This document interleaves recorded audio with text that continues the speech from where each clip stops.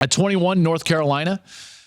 Why does North Carolina get the benefit of the doubt? Well, I know that they lost a lot of pieces, but they've got a great quarterback, folks. A great quarterback. This is the Drake Maye ranking. He's going to have to pull them along as far as he goes. They will go.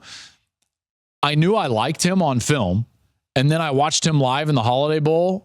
You're seeing, if you're watching on YouTube, that throw right there, I lost my mind in the booth. I was just like, are you serious? What are we doing? This guy is phenomenal. I believe he's the second best quarterback in college football. He should be the number 2 pick in the NFL draft. Dude's amazing. He's kind of a mini Josh Allen. We've got a mini Patrick Mahomes and Caleb Williams. We've got a mini Josh Allen and Drake Maye. And that's why North Carolina is going to sit right here at 21. At 22, sorry, I chuckle, but this is just going to be a funny follow all year. It's Iowa.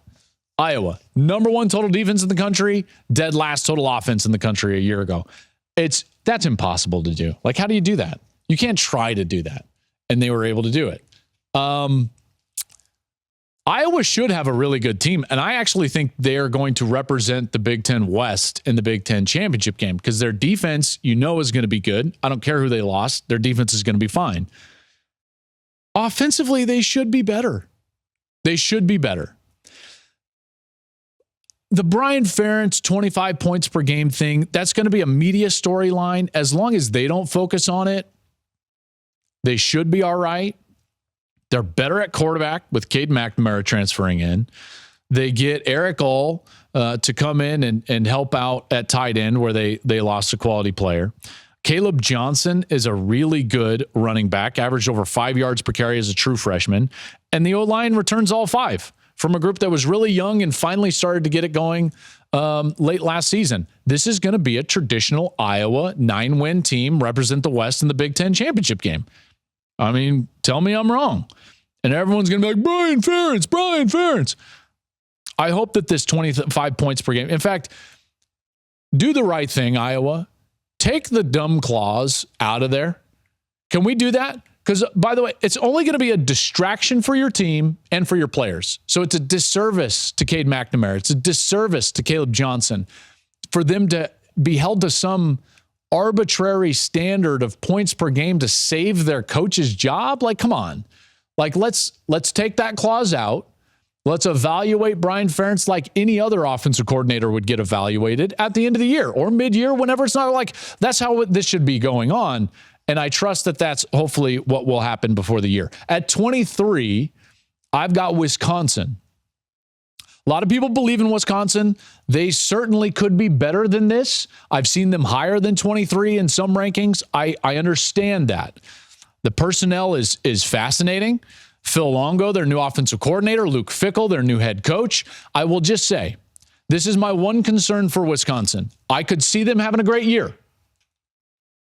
When you change the foundational identity of a program that has been the identity of the program regardless of head coach over the course of decades, it's a really difficult thing to do. And it's a bit of what Fickell is trying to do at Wisconsin.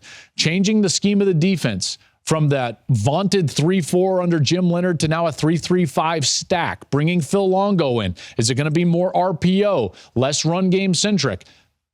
I'm just saying, like, that's just a cautionary tale. Other people have tried that, but boy, when it's institutional in terms of the foundational aspects of the way they play football, it's hard to change going forward. At 24, a fan base that just, you and I get along. We're like this. Texas Tech.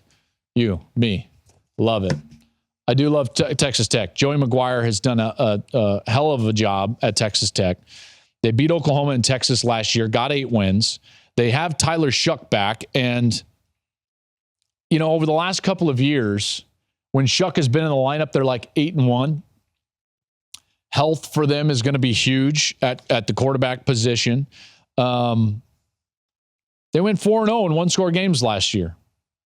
They were 6-1 at home, 1-4 on the road. There's margin for them to take the next step. So they potentially could take the next step. You can tell, though, the Big 12 is kind of deep in this area. From 14 on, I've got a few of these Big 12 teams, and we'll see how it all plays out. And to round out my top 25, I've got UCLA. There was a lot of teams I considered here. I considered A&M, South Carolina, Tulane. I think could have a pretty good team. I considered Texas San Antonio, UTSA, North Carolina State, Kentucky. I even gave some consideration, but I landed on UCLA. And the reason is because when I was around Chip this offseason, there was a quiet confidence. Chip doesn't blow smoke. I think Dante Moore will likely be the quarterback at some point. Whether it's early or not, I'm not sure, but at some point, there's precedent with this. He did it with Dorian Thompson-Robinson, DTR, early in his career, remember, and went through some growing pains in his first year in order to get to where they were a year ago. It's a good roster. It's a much better roster than what they had 3 years ago, and I think that they're going to be pretty good on that offensive side, and he likes the running back transfer. So we'll see how that plays out. So there you go. There you have it. There's my top 25 as we get jumping into the 2023 season.